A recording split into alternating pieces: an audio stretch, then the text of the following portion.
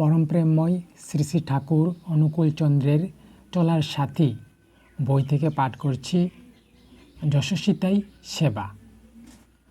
তুমি মানুষের এমন্তর নিত্য প্রয়োজনীয় হইয়া দাঁড়াও, যাহাতে তোমার সেবাই তোমার পারিপার্শ্বিক যথাসাধ্য প্রয়োজনকে পূরণ করিয়া জীবন যশ ও বৃদ্ধিকে আলিঙ্গন করিতে পারে।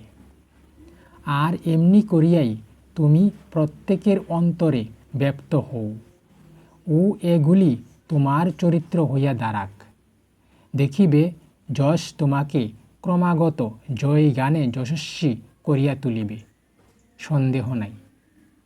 বন্দে পুরুষোত্তমম। জয় গুরু।